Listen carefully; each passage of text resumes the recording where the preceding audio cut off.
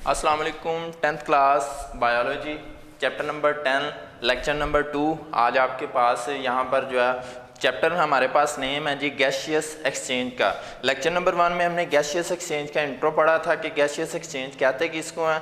Then उसके बाद हमने उसके अंदर 3 डेफिनेशंस की थी, ब्रीदिंग की, cellular respiration and gaseous exchange की।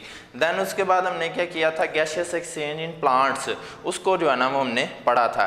लेकिन क्योंकि प्लांट्स जो है ना वो इतना कम्प्लेक्स नहीं होता है जितना कि ह्यूमन बॉडी जो है या एनिमल बॉडी जो है वो होती है, तो इनका जो है वो गैसियस एक्सचेंज का प्रोसेस थोड़ा सा कॉम्प्लिकेटेड होता है। वहाँ पे तो सिंपल था, सीधा सीधा stomata, guard cells, mesophyll cells, और वहाँ पे कार्बन डाइऑक्साइड को उन्होंने जज़ब करना है, ऑक्सीजन को बाहर निकाल देना है, वो सारा प्रोसेस है। यहाँ पर गैसियस एक्सचेंज थोड़ा सा डिफरेंट प्रोसेस है। तो आज हम बात करेंगे गैसियस एक्सचेंज इन ह्यूमन की। चैप्टर का नेम भी यही है गैसियस एक्सचेंज, तो इसके आगे मैं बात कर देता हूँ जी। यहाँ पे नहीं तो अलग लिख देता हूँ, ठीक है। यहाँ पे लिख लेते हैं गैसियस एक्सचेंज इन ह्यूमन। इंसान के अंदर गैसों का तबादला कैसे होता है। तो जो स्टूडेंट्स हमने सबसे पहले डेफिनेशन पढ़ी थी ना गैसियस एक्सचेंज की, उसमें हमने कहा था taking in of oxygen and giving out of carbon dioxide, that is called gaseous exchange. वो इन ह्यूमन के अंदर जो है ना इस तरह की गैसियस एक्सचेंज होगी। गैसियस एक्सचेंज के लिए हम यहाँ पे पढ़ रहे हैं द एयर पैसेजवे एंड लंग्स, उस टॉपिक को कि किस तरह से गैसियस एक्सचेंज इन ह्यूमंस अगर होती है तो उसका सबसे फर्स्ट एंड फॉरमोस्ट स्टेप क्या है कि गैसों के तबादले के लिए जो है वो एक मखसूस हमारे पास एक सिस्टम या हिस्सा हो जिसमें गैसों का तबादला। यहाँ पे मैंने एक ह्यूमन बॉडी जो है उसका स्ट्रक्चर ड्रॉ किया है उसके गैसियस एक्सचेंज के लिए।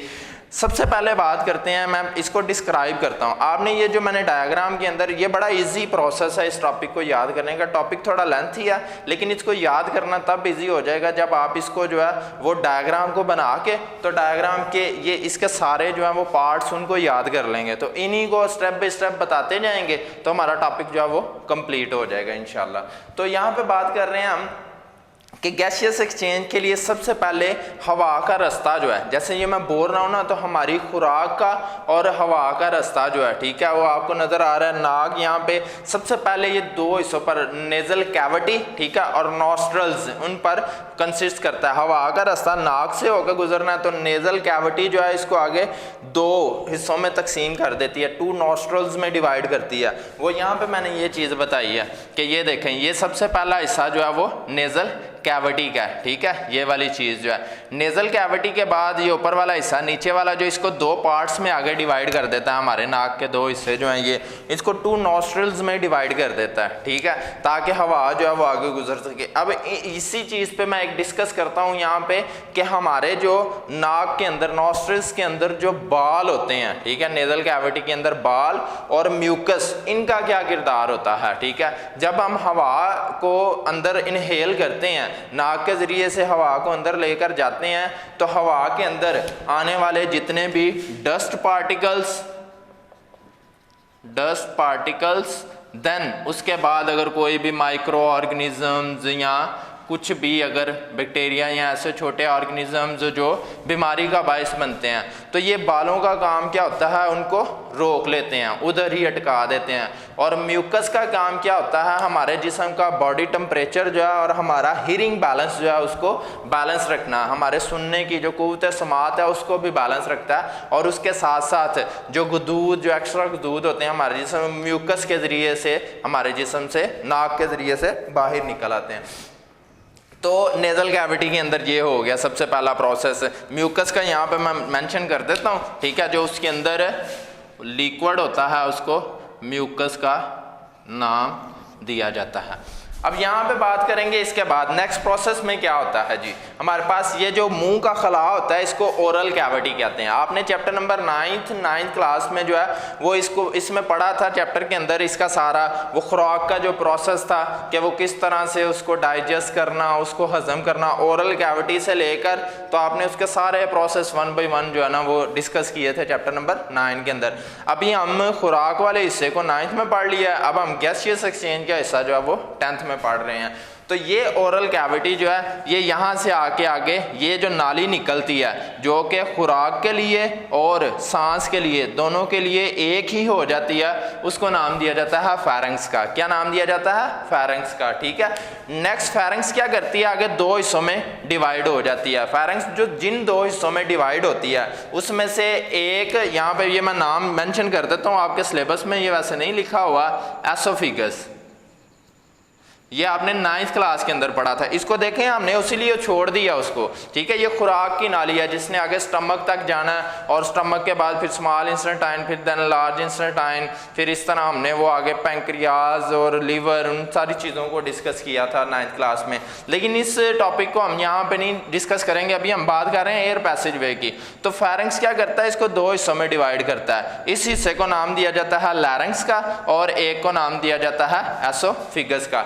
लैरिंक्स का हिस्सा, इसको क्यों लैरिंक्स आला सूत वॉइस बॉक्स जिसको कहते हैं, ये जो मेरी आवाज़ निकल रही है, ठीक है, ये हवा की जो मॉलिक्यूल्स है वहाँ पे वाइब्रेट होने की वजह से इस लैरिंक्स के आप अगर यहाँ पर फिंगर रखेंगे तो आप बोलते हुए आप उसकी वाइब्रेशन को महसूस कर सकते हैं। आपने फिजिक्स के अंदर वाइब्रेशन की डेफिनेशन पढ़ी हुई है, द टू और fro motion of a body about it's mean position. तो यहाँ पर हम जो है इसको फील भी कर सकते हैं कि किस तरह से आवाज़ जो है वो हमारी हवा के मॉलिक्यूल्स वाइब्रेट करते हैं और आवाज़ जो है वो बनती है। उसको नाम दिया जाता है वॉइस बॉक्स का। वो भी मैं यहाँ पे लिख देता हूँ, जिसको आला सूत कहते हैं उर्दू में। ठीक है जी, इसके बाद नेक्स्ट बात करते हैं ओरल कैविटी के बाद ये वाला हिस्सा जो है जो कि सांस की नाली के लिए आगे मुख्तस हो जाता है। ठीक है, उसको नाम दिया जाता है एपिग्लॉटस का। ठीक है, इससे पहले जो ऊपर वाला हिस्सा, ये वाला हिस्सा है जो दोनों को अलग कर देता है, उसको ग्लॉटस का नाम दिया जाता है। ग्लॉटस बेसिकली एक पर्दा होता है, यहाँ पे मैं आपको मेंशन कर देता हूँ उसका, जो ऑल टाइम जो है वो खुराक की नाली के ऊपर जो है वो रहता है। ठीक है, इसका काम क्या होता है कि हम जब सांस ले रहे हैं तो सांस हमें ऑल टाइम जो है वो मुयस्सर हो। अब जब कभी हम निवाला निकलते हैं, निवाला निकलने के दौरान क्या होता है, निवाला निकल के जब यहाँ तक ग्लॉटस से आगे एपिग्लॉटस तक जब पहुँचता है तो ये पर्दा जो है ग्लॉटस जो है ये थोड़ा सा साइड पे हट जाता है ताकि उसको स्लिपरी जो है ना वो इन्वायरमेंट फ्राहम करे, स्लिपरी स्पेस फ्राहम करे और वो एसोफिगस में निवाला दाखिल हो जाए। ऐसा कभी भी पॉसिबल नहीं है कि निवाला जो है वो इस सिस्टम में आएगा। ठीक है, एयर पैसेज वे में इसमें सिर्फ हवा, हाँ बात को आता ऐसा होता है जिसको हम गोता लगना कहते हैं। ठीक है, पानी पीते हुए या कोई निवाला खाते हुए अचानक हम सांस ले लेते हैं तो उसमें क्या होता है कि ग्लॉटस अपने पर्दा जो है वो सांस की नाली से हटता है और उसमें कोई एक ड्रॉप पानी का सिर्फ चला जाता है और ये उसको भी एक्सेप्ट नहीं करता, उसको भी बाहर निकाल देता है। ठीक है जी, तो ग्लॉटस और एपिग्लॉटस के बारे में डिस्कस कर लिया। इसके बाद जो नाली जा रही है, ठीक है, पाइप नुमा ये नाली होती है, इसको नाम दिया जाता है ट्रैकिया का। ठीक है जी, क्या नाम दिया जाता है? ट्रैकिया का। ट्रैकिया जो है ये आगे एक्सपैंड होता है और छोटी छोटी नालियों में तकसीम हो जाता है। ठीक है, जिनको ये आगे दो नालियों में तकसीम होता है। ट्रैकिया सिंगल लेयर है और फिर ये आगे 2 लेयर्स में डिवाइड हो जाता है, 2 पाइप्स में डिवाइड हो जाता है, जिसको नाम दिया जाता है ब्रोंकाई का। ठीक है जी, ट्रैकिया सिंगल और जब 2 में डिवाइड हो गया तो उसको नाम दिया गया ब्रोंकाई का। वो ब्रोंकाई जो है वो आगे छोटे छोटे ब्रोंक्यूल्स में डिवाइड हो जाता है और इस तरह जो है वो लंग्स का एक हिस्सा जो है वो बन जाता है, जो सारे छोटी छोटी ब्रोंक्यूल्स, एल्वियोलाई, ब्रोंकाई, इन सब से मिलकर बनता है। उसके बाद जो इसके एंड वाले सिरे होते हैं, ठीक है, जहां पर जाकर ब्रोंक्यूल्स जो हैं वो बिल्कुल एंड हो जाते हैं, उस पार्ट को नाम दिया जाता है एल्वियोलर डक्ट का। डक्ट कहते हैं वैसे खलाक, गटर, खुला होल जिसको हम कहते हैं। तो यहां पर भी यही चीज है कि एल्वियोलर डक्ट जहाँ पर जाकर वो लंग्स के साथ मिल गया। लंग्स बेसिकली खुद जो है वो स्पॉन्जी टाइप्स होता है। ठीक है, ये आपने नॉर्मल वो देखा होगा जिस तरह लीवर जो है वो कलेजी को कहते हैं और फेफड़े, लंग्स आपने नॉर्मल जो है वो ठीक है देखे होंगे।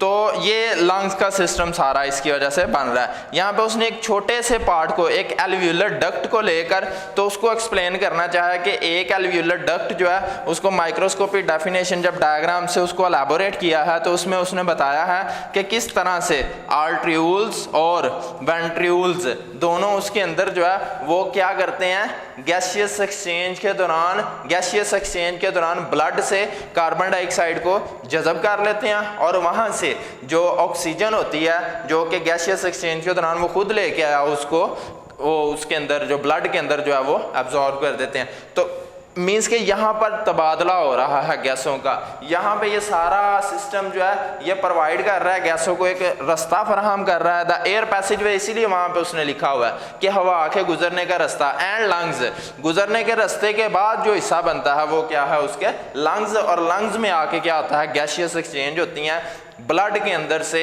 जो हमारा हार्ट पंप करता है। 9th के अंदर हार्ट का भी आपने टॉपिक पढ़ लिया। तो पंपिंग के दौरान जो है वो डबल पंप इसको इसीलिए कहा जाता है कि एक दफ़ा ये श्रिंक करता है और एक दफ़ा जो है एक्सॉल्व करता है खुद को। तो यहाँ पर ये चीज़ जो है वो बात मैंने ये सारी बता दी, आर्ट्रियोल वेंट्रियोल। यहाँ पर ये छोटे छोटी जो ये गुच्छा नुमा साख्तें होती हैं, ठीक है, इस तरह वो बबल्स में, उनको एल्वियोलाई का नाम दिया जाता है। और एल्वियोलाई जो है वो मज़ीद छोटी छोटी कैपिलरीज में डिवाइड हो जाती हैं। कैपिलरीज का काम क्या होता है, ये भी आपने 9th के अंदर पढ़ा था, ठीक है। वेंस का, आर्टरीज का और कैपिलरीज, तीनों की डेफिनेशन आपने ऑलरेडी पढ़ी हुई है। वेंस का काम क्या होता है, ब्लड को फ्रॉम बॉडी टू हार्ट लेकर जाना। आर्टरीज का क्या काम होता है, हार्ट टू बॉडी लेकर आना। और कैपिलरीज का काम क्या होता है, दोनों के दरमियान इंटरचेंज करवाना, मिक्स करवाना दोनों को, छोटी छोटी नालियाँ होती हैं। तो ये ओवरऑल हमारा आज का टॉपिक था, गैसियस एक्सचेंज इन ह्यूमन। इंसान के अंदर जो है वो गैसियस एक्सचेंज कैसे होता है, और लंग्स जो है एक डायाफ्राम के अंदर जो है वो पड़ा होता है। बेसिकली शॉर्ट क्वेश्चन है इसका लंग्स का भी।